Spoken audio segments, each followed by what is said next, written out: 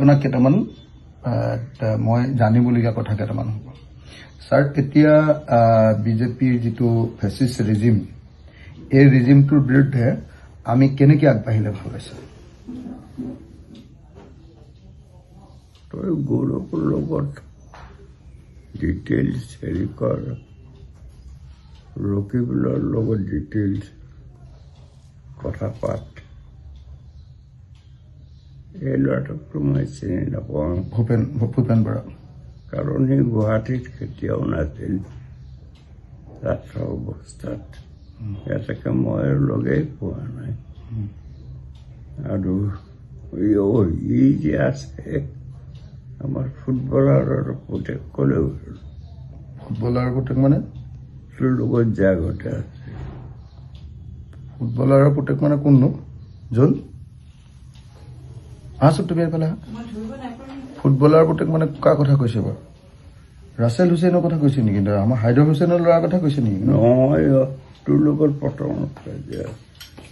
আছেতো আমাৰ গোটেইখিনি আছে এটা মানুহ হেৰি হোৱা নাই কোননো হেৰিয়াৰ ইয়ে দেখোন তোৰ পিয়ে ই আছে আমাৰ হেৰি অম্লানৰ কথা কৈছে দেউতাক ফুটবলাৰ সি একদম খুব একদম সাংঘাতিক গুণী ল'ৰা ভাল ল'ৰা মানে খুব কথাটো কৈ দিলে বুজি পায় ধুনীয়া ইংৰাজী ড্ৰাফটিংটো খুব ভাল একদম বৰ ধুনীয়া কাম কৰি আছে মোৰ লগত সি মানে বিশ্বাসী ল'ৰা মই তাক লগ পোৱা নাই কিন্তু তাৰ বাপেকক মই আপুনি পাইছিলে ন মই আনিছিলোঁ ছাৰ মই এতিয়া আপোনাৰ পৰা সুধিবলগীয়া কথাটো হ'ল যে এতিয়াৰ যিটো সাংঘাতিক ধৰণৰ এটা ফেসিষ্ট ৰিজিম এটা চলি আছে কমিউনেল ৰিজিম এটা চলি আছে আজিৰ দিনটোত আকৌ পাকিস্তানৰ বিৰুদ্ধে যুদ্ধ আৰম্ভ হৈছে আপুনি গম পাইছে চাগে পাকিস্তানক আক্ৰমণ কৰিলে নহয় আজি ৰাতিপুৱা পাকিস্তানৰ ভিতৰত আক্ৰমণ কৰিছে তাৰ ভিতৰত মানে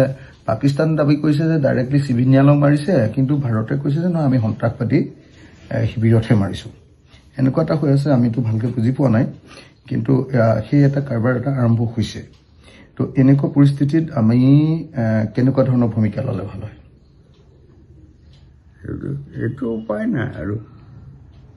পাকিস্তানে যিটো সঁচাকৈ কৰিছে আমিতো ভাৰতৰ লগত আছো মানে যিকোনো পৰিস্থিতিত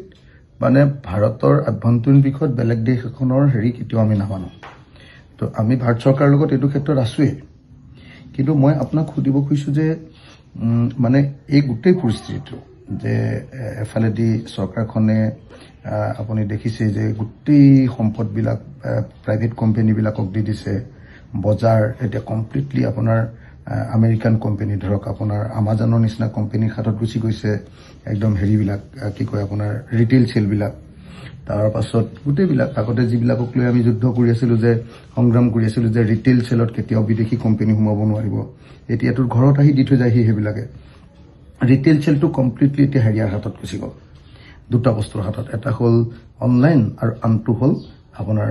শ্বপিং মলবিলাকৰ হাতত এতিয়া একদম সাধাৰণ মানুহবিলাকৰতো বেপাৰীবিলাকৰ অৱস্থা বেয়া এতিয়া বিজনেছ খতম বস্তুৰ মূল্য বৃদ্ধি ব্যাপক ৰূপত 2 টকা নিমখটো গৈ 20 টকালৈকে হৈ গ'ল এই গোটেই পৰিস্থিতিত কিন্তু এওঁলোকে অকল হিন্দু মুছলমান খেলি মুটাটো মোটামুটি সিহঁতি এডজাষ্ট কৰি থাকে ভাৰতৰ নষ্ট কৰি দিলে আৰু হিষ্ট্ৰী নষ্ট কৰি দিলে এতিয়া ক্ষমতাই যে ক'ত মানুহক লৈ যায় আমাৰ প্ৰতি কি আপোনাৰ পৰামৰ্শ ছাৰ কেনেকৈ আগবাঢ়িলে একমাত্ৰ পৰামৰ্শ সেই পিৰিয়ডটো এতিয়া নহয় আগৰ ভূমধ্য সাগৰৰ যিটো ক্লাছ হৈছিল সেইটো খুব ভালকৈ কৰিবি তেতিয়া অলপ বুজিবি এইটো আছেই তই আৰু পণ্ডিত হৈয়ে থাকিলি আৰু তোক কথা কৈছে গীতাশ্ৰী তই অকল পণ্ডিত হৈ থাকিলি এইবিলাকলৈ আহিব লাগে কৈছে তাই ছাৰে কলেজৰ টিচাৰ কৰি যদি সেই সময়ত মানে একদম আণ্ডাৰগ্ৰাউণ্ড পাৰ্টিত যাব পাৰে তহঁতি এতিয়া ইমান ভয় কৰি থাক চৰকাৰলৈ হয়নে নহয় ছাৰ হেৰি ভয় কৰে 1 মিনিট কলেজত দেৰি হ'লেও ভয় কৰে কোনো এখন মিটিঙত মানে যাবলৈ ভয় কৰে কথা ক'বলৈ ভয় কৰে হেৰি তোক একো কৰিব নোৱাৰে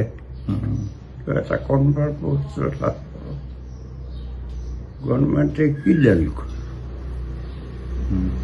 সেইটো কৰিব নোৱাৰে তো লাগিলেহে নোৱাৰে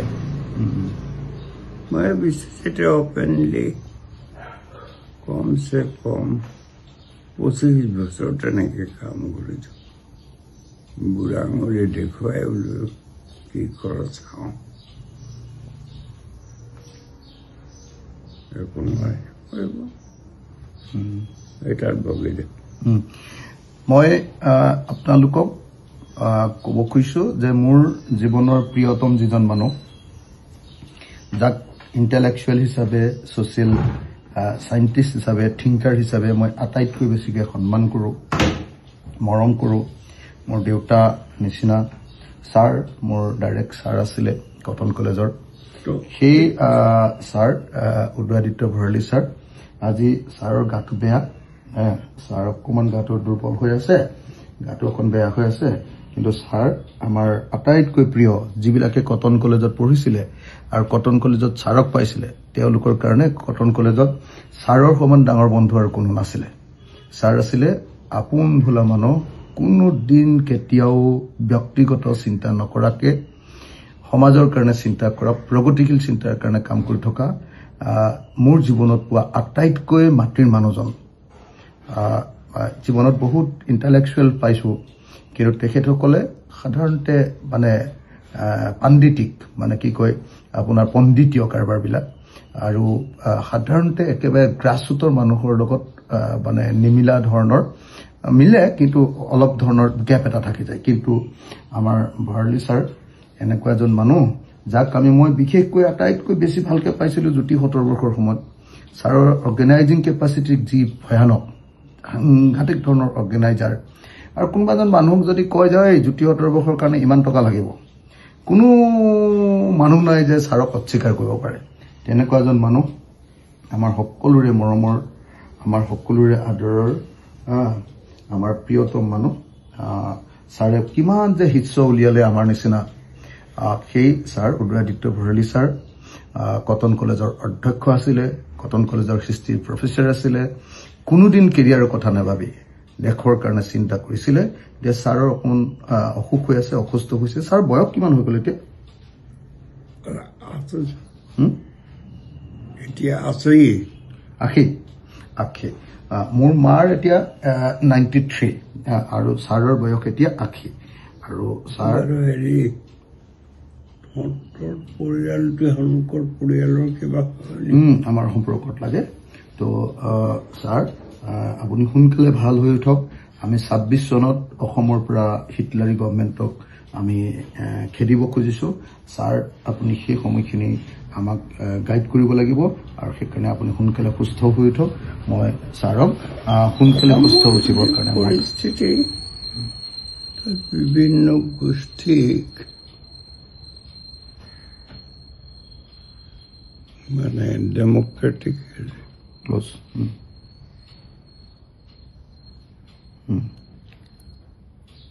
ডেমক্ৰেটিক কৰিব লাগিব সব গোষ্ঠীবিলাকক জাতিবিলাকক ধৰ্মবিলাকক ডেমক্ৰেটিক কৰিব লাগিব ডেমক্ৰেটাইজেশ্যনটোৱে মেইন ছাৰ এতিয়া মেইন ডেমক্ৰেটাইজেশ্যনটোৱে নহয় জানো ছাৰ ধন্যবাদ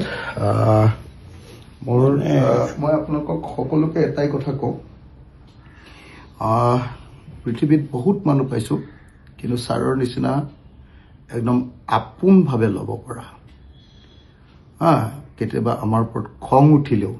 গালি পাৰিলেও যেতিয়া ছাৰে ঐ অখিল বুলি ফোনটো কৰি ঐ অখিল বুলি মাতে তাতকৈ আৰু আপোন মাত এটা কেতিয়াও বিচাৰি নাপাওঁ এই পৃথিৱীত আজি ছাৰে মানে ঐ অখিল ফোনটো কৰিলে ঐ অখিল বুলি ক'লে আৰু সেইটো নিৰ্দেশ আৰু ছাৰৰ কথাই আমাৰ কাৰণে নিৰ্দেশ গতিকে মই ছাৰৰ এই অসুস্থ সময়ত আশা প্ৰকাশ কৰিছোঁ সোনকালে ছাৰ ভাল হওক আমাৰ সকলোৰে ছাৰ আমি বহুত শিষ্য আছোঁ ছাৰৰ প্ৰত্যেকজন শিষ্যই ছাৰৰ সুস্থ হৈ উঠক এইটো কামনা কৰিছে ছাৰ সোনকালে ভাল হওক